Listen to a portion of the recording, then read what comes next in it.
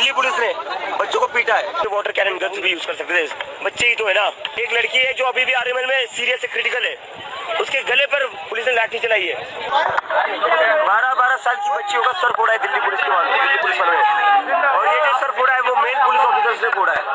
Mail police officer को मैंने खुद देखा है 12-12 साल की बच्चों का गला पकड़ते हुए, 15-16 साल की लड़कियों का गला पकड़ते हुए। ये लड़की यहाँ पर बैठी है, ऑफिसर ने कपड़े फाड़े इसके छाती पर पैर दिया है और इसकी छाती पर पैर देकर इसको पीटा है। क्या ऑर्डर से दिल्ली पुलिस को? बच्चों का खून करने के ऑर्डर से। जो धर्मेंद्र प्रधान 20 से ज्यादा स्टूडेंट की मौत का जिम्मेदार है, उसको बचाने के लिए नरेंद्र मोदी के और बच्चों का खून बहाना चाहते थे। कल ये हमने चाहते थे और बच्चों का सर फूटे। कल तो पता चल गया कि सरकार को बच्चों की जान की चिंता नहीं है। जिस तरह से दिल्ली पुलिस के कर्मचारी लाठियां घुमा रहे थे बच्चों के ऊपर, जिस तरीके से सर फोड़ रहे थे, उससे तो एक चीज क्लियर पता चलती है, उनको ऑर्डर्स मिले थे कि किसी की जान भी जाए तो चलेगा, लेकिन इन लोगों को इतना पीटो इसके बाद ये लोग कभी सरकार से सवाल ही ना करे। अगर मार्च को रोकना ही था तो ये वोटर 17-18 साल के बच्चे थे, ये 1 महीने से आप पीसफुल बैठे हुए थे, हम कुछ गड़बड़ नहीं हुई।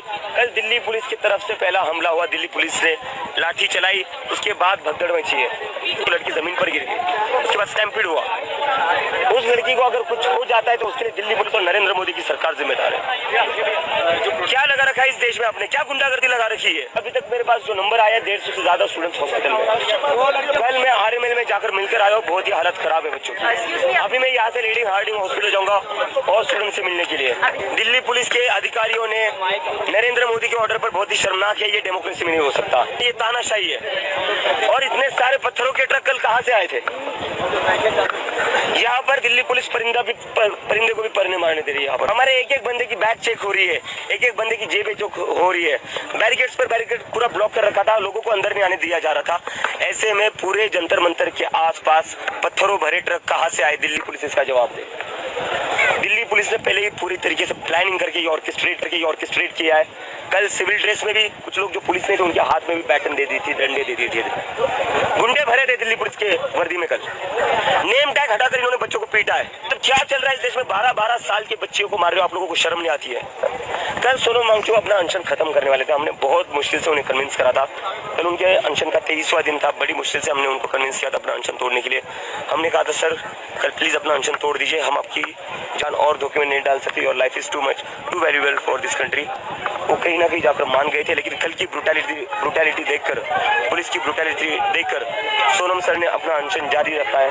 उन्होंने अनाउंस किया कि वो अपना अनशन पीछे नहीं लेंगे, and this is very serious. Sonam sir से मेरी जितनी बात हुई थी, उनके जितने डॉक्टर से मेरी बात हुई थी, उनकी वाइफ से जितनी बात हुई थी, उनकी जो बॉडी हो 20-21 दिन तक ये अनशन टॉलरेट कर सकती है, उसके beyond his life would be in threat. जब तक वो यहाँ पर थे उनका मसल मास लॉस हो रहा था, और डॉक्टर्स ने तभी कहा था कि 3-4 दिन बाद इनके ऑर्गन भी डैमेज हो सकते हैं। 4 दिन हो चुके हैं सोनम सर को यहाँ से ले जाकर। सोनम सर का कल जो किया है अनशन, उन्होंने प्रोलॉन्ग करा है, हम नहीं चाहते थे ऐसा हो। बहुत ही दुखद बात है कि उस इंसान को अपना अनशन बढ़ाना पड़ा है, और उन्होंने ये कहा है कि पुलिस की ब्रूटैलिटी को देखते हुए, कल पुलिस ने जो बच्चों पर अत्याचार किया, बच्चों पर जो लाठियां चलाई, उसको देखते हुए वो अपना अनशन जारी रखेंगे। हम नहीं चाहते और बच्चों को छोड़ा है। हम क्या चाहते हो आप लोग? और बच्चों का सर फूटे? कब तक चलता रहेगा? ये चलता रहेगा, हम पीछे नहीं हटेंगे। हमारा आंदोलन है। हमारे साथ सरकार ने टाइम वेस्ट किया। एक तरफ सरकार ने हमें बुलाया, हमारे डेलीगेशन को बुलाया, आओ बात करते हैं, आपके जो भी इश्यूज है, जो भी डिमांड है, उस पर बात करेंगे और उस पर सोल्यूशन निकालेंगे। उन्हें वापस बुलाकर उनके मोबाइल जब्त कर लिए।